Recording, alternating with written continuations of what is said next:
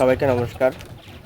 আজকে আমরা আপনাদের দেখাবো যে একটা বাড়িতে ইলেকট্রিক ওয়্যারিংয়ের কাজ করতে গেলে প্রথমে আপনার ছাদ ঢালাইয়ের সময় যে কাজগুলো করণীয় থাকে আমাদের, মানে ভীমের ভিতর দিয়ে কিন্তু আপনার পাইপ ফেলতে হবে। যেমন যতগুলো রুম থাকবে বা যতগুলো এসির লাইন থাকবে, কিচেন বাথরুম যা কিছু রয়েছে আপনার, সেভাবে কিন্তু পাইপের লুপিংগুলো কিন্তু আপনার আগে থেকে ঢালাইয়ের আগে করে নিতে হবে। এবং যদি আপনি সিলিংয়ে কোনো রকম স্পটলাইট করতে চান, যদি ফল সিলিং না করে শুধুমাত্র স্পটলাইট করতে চান সিলিংয়ে, সেক্ষেত্রে অবশ্যই আপনাকে 4 ইঞ্চি 3 ইঞ্চি সার্কুলার বিভিন্ন রকমের লাইটের সাইজ অনুযায়ী আপনাকে কিন্তু বাটিগুলো ফেলতে হবে। তো এখানে আমরা নিয়েছি 3 ইঞ্চি এবং 4 ইঞ্চি। এবং ফ্যানের জন্য যে হুক, যেখানে আপনি ফ্যানটা ঝুলাবেন, সেই ঝুলানোর জন্য কিন্তু আপনাকে অবশ্যই ফ্যানের পয়েন্টটা করতে হবে।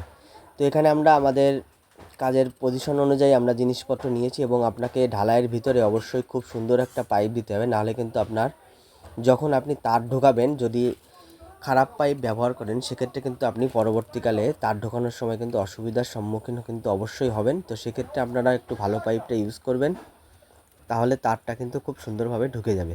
তো যাই হোক, আমরা এখানে সুপ্রিমের যে ভালো স্টেট যেটা আপনার পাইপটা রয়েছে, সুপ্রিমের খুব ভালো একটা পাইপ, ওই পাইপটা ইউজ করছি। 3 ইঞ্চি 4 ইঞ্চি বাটিগুলো যখন আপনি ছাদে বসাবেন, এর কিন্তু অনেকগুলো পয়েন্ট থাকে, সেই পয়েন্টগুলো কিন্তু আপনার দিয়ে পাইপগুলো বিভিন্ন জায়গা থেকে কানেকশনগুলো কিন্তু তার ভিতরে ঢোকে। তো অনেকে কিন্তু ফ্যানের পয়েন্ট দিয়ে কিন্তু জংশনগুলো করে।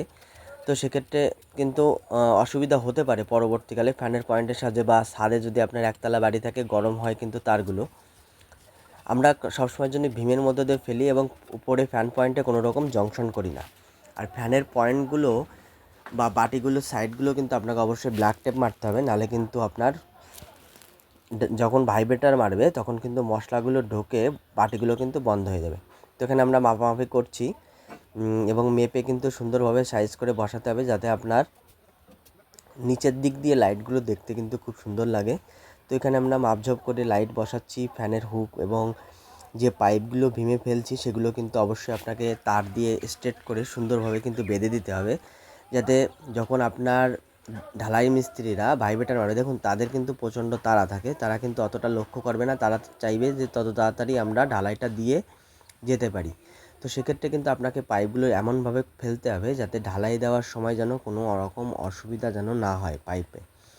তো অনেকে কিন্তু এটা গাফিলতির সাহায্যে ছেড়ে দেয়, বাঁধে না, এদিক ওদিক দিয়ে ফেলানো থাকে। সেক্ষেত্রে কিন্তু ভাইব্রেটার মারলে কিন্তু পাইপ উঠে যাওয়ার বা সরে যাওয়ার সম্ভাবনা থাকে, এবং ঘুরিয়ে পিছিয়ে থাকলে তারটাও বেশি লাগে, স্ট্রেট থাকলে তারটা স্ট্রেট ঢুকে যাবে, তারটাও কম লাগে।